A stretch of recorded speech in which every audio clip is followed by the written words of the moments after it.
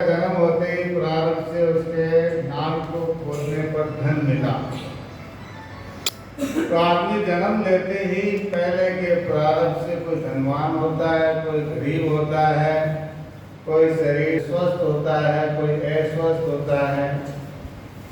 ये सब पहले की कमाई है। असली पुरुषार्थ है संतों की सत्संग सुनकर के निष्काम प्रेम भाव से कर्म करना।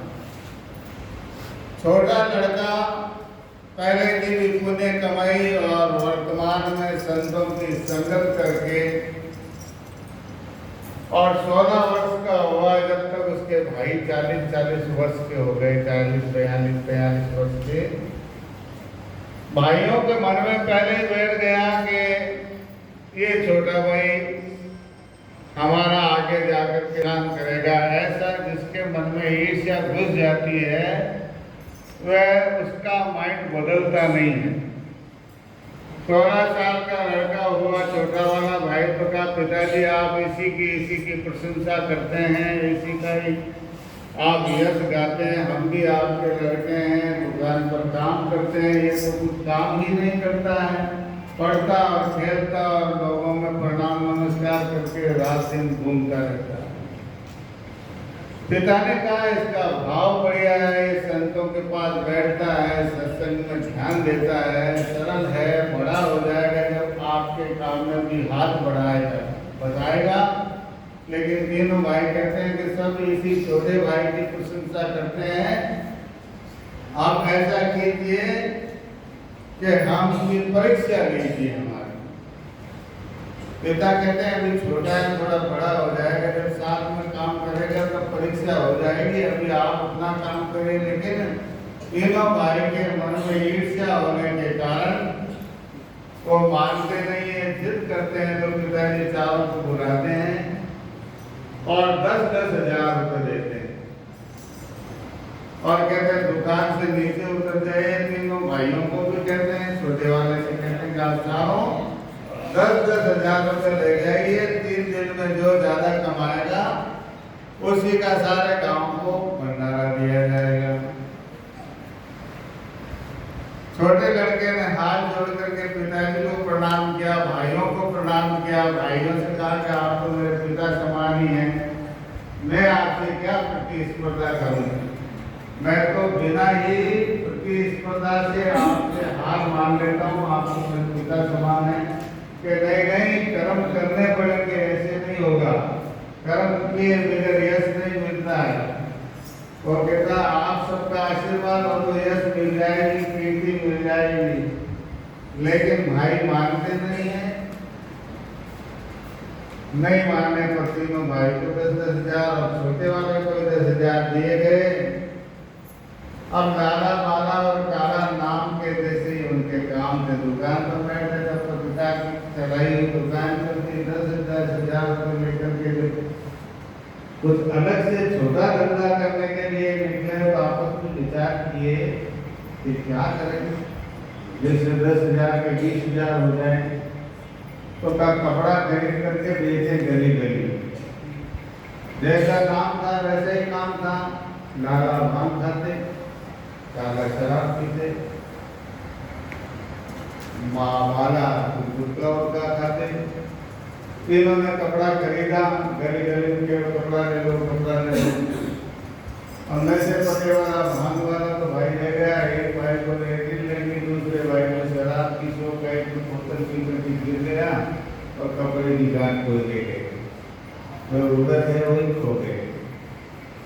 छोटे वाले भाई ने सोचा कि मैं क्या करूं, 10 हजार रुपये दिए पिताजी ने, आज तक तो मैं किया ही नहीं, मैं तो स्कूल ही गया हूँ।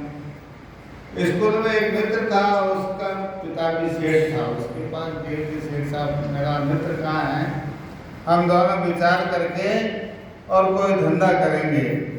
तो सेठ जी एक चिट्ठी पढ़ रहे थे उस समय में।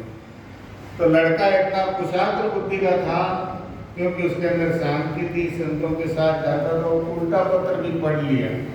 उसमें लिखा था कि कल सवेरे 4 बजे इस गांव के दरवाजे के बाहर इस प्रकार का सामान आएगा, जो पहले हमारे पास आएगा वही उसी को हम सामान देंगे और वो चाहे जिस भाव में बेच सकता है। नया सामान था। अब लड़के ने जब पढ़ करके सुबह 4 बजे पहले वो दरवाजे के बाहर जा करके उस सेठ से बातचीत कर ली कि भाई तुम्हारे कितने का माल है। उसने कहा 1 लाख रुपए का है, 10,000 रुपये साइड लो और ये सामान किसी को नहीं बेचना।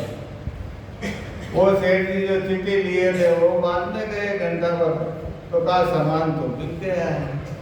अब मालिक तो वो लड़का है जो भला सेठ का है, धन कुमार इसका नाम है और धन्नालाल सेठ का लड़का है। वह सुबह आया और उसने सौदा कर लिया, उसी से बात करो अब तो सेठ जी उस लड़के के पास गए कि भाई वो 1 लाख रुपए का सामान तुमने खरीद लिया है, उसके मैं 1.25 लाख देता हूँ। तो कहा ठीक है, आप मेरे मित्र के पिता भी हैं, 1.25 लाख में 25,000 मेरे को दे दीजिए, 1 लाख उसको। तो आदमी जब कुशाग्र बुद्धि का होता है, शांत मन का होता है, तो वो कहीं से भी युक्ति पूर्वक कमा लेता है। युक्ति से ही हमारे जीवन में मुक्ति होती है, बिना युक्ति के मुक्ति भी नहीं होती। जब वो 25,000 रुपये ला करके पिताजी को दिए और बात बताई, और तीनों तो वो हारे थके कपड़ा खो करके बैठे थे, तो उन्होंने जो बात सुनी तो कहा ये छोटा वाला तो देखो अब सेठ के मित्र के पिता के साथ भी बेईमानी किया। उसके पिता ने कहा बेईमानी नहीं किया, उसने पढ़ करके पहले गया और सौदा ही किया है, तुम तो गंवा के आए हो। तो फिर 25,000 से सारे गाँव को जमाया। उसका यश हुआ, गाँव वाले कहे कि धन कुमार का लड़का जो आया, धन कुमार जो आया है धन्ना सेठ का, वो तो पहले से ही भाग्य लेकर के आया है। प्रारंभ पहले बना पीछे बना शरीर, कबीर अचंबा है यही मन नहीं माने भीर। इस प्रकार की प्रशंसा गांव में सुनकर के तीनों भाई लाला वाला काला और परेशान हुए और ईर्ष्या में दुखी हुए। जो आदमी सत्संग में नहीं आता है उसकी ईर्ष्या बढ़ती जाती है। जो व्यक्ति सत्संग से जुड़ता है उस आदमी की ईर्ष्या समाप्त होकर के प्रेम बरसा जाता है। सभी के साथ सद्व्यवहार करने से धन कमाता है, यश कमाता है और मुक्ति भी पाता है। तो अब उन भाइयों में और ईर्ष्या जगती है और फिर आगे क्या होता है हम कब सुनेंगे। मेरे 10 मिनट शायद पूरे हो गए होंगे। सदगुरुदेव की आज्ञा से जो बोला है उसको हम सब समझें। बोलो सदगुरुदेव की जय।